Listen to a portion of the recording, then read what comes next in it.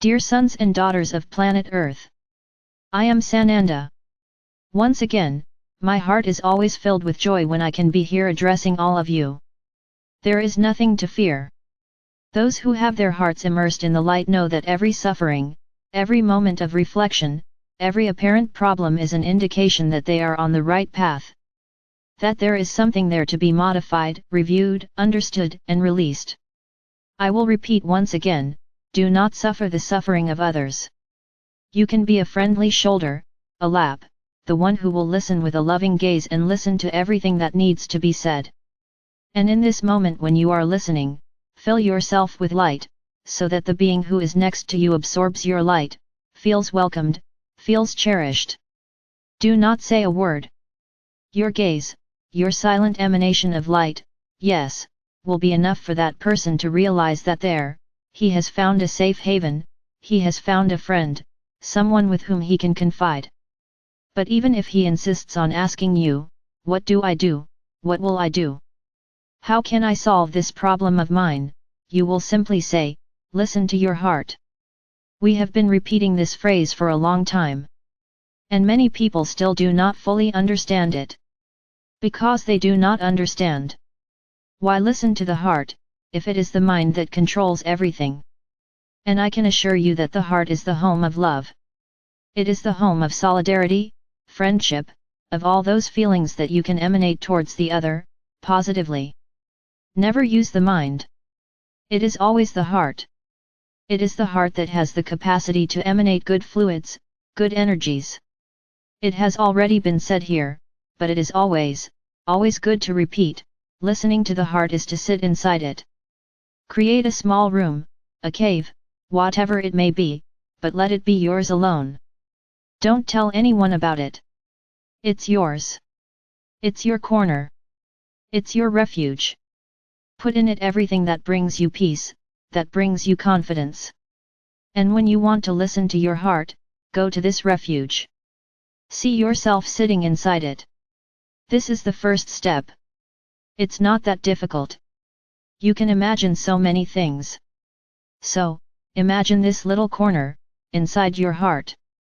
And then, when you feel comfortable, totally inserted in that room, in that place, start thinking about what you want to know. Imagine that there, in that room, there is someone superior, there is someone who loves you more than anything, your divine presence. So, always place 2 chairs, one for you and one for her. And see her sitting, next to you, in front of you, it doesn't matter. What does she look like? Like yourself. See her as your mirror, or you can create her any way you want. An old woman, a saint, it doesn't matter. What matters is that you create her. And in this moment when you are together there, talk to her, express your desires, your doubts, your problems.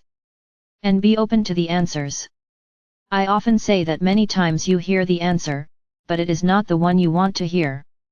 So you leave it aside. You interpret it as something from the mind. In this case, you are totally under the control of the ego, where it calls the shots. Everything has to be as it wants. Or we can say, everything has to be as you want it, not as it should be. So, this is a daily exercise. Get closer to your divine presences. But there is a correct way to call the divine presence. No. There is no formula, there is no recipe, there is no correct flow. You have to believe that it is there, and that it is capable of protecting you and advising you. Do not create obstacles. I need to do ritual A, then ritual B, then do this, do that so that I can be in the divine presence. You need to believe that you are with your divine presence. And at that moment, when you see her sitting in front of you, no matter what she looks like, she will be there. And you will be able to receive all the guidance and important warnings she can give you. But at that moment, turn off your mind. So that you can absorb what is said. It doesn't matter if you believe it. Absorb it. And when you finish the whole process, write it down. Write it down somewhere. Even if it seems totally implausible to you. Even if it seems like you've gone crazy. Write it down. And keep taking notes. And with time, you will see that many of the things that were written there will begin to be resolved, will begin to happen, and you will begin to understand that all of that was not so crazy after all. It was something that came from above, from your divine presence. And one more than important point, when you call your divine presence to be with you in that place, in your heart, it is not far away and will need to take several forms of transportation to get to you. It is within you. So when you think, my divine presence, be here with me now, it will be there immediately. Because it is in you, it is not outside. So, let's stop putting obstacles in the way. Let's stop putting obstacles in the way of reaching the divine presence. Your biggest problem is believing in all of this. It's believing that this place exists, that it can be created and materialized within you. You feel ashamed of being so crazy, going through a process like this. Creating something inside my heart. How senseless. That's right. As long as you think with your mind and your ego calls the shots, you won't get closer to your divine presence. Be a child again. Children believe everything they read. Everything that is said to them. Without caring whether or not it will be questioned by their society or by those around them. So, go back to being a child. Dream, imagine, think. But do something. Stop boycotting yourself. Stop trying to think that all of this is crazy. So, I would tell you, embark on this madness. Be crazy. Create your own corner in your heart. Call on your divine presence, talk to it. And I guarantee you that you will be surprised at what can be created. Try it. No one needs to know.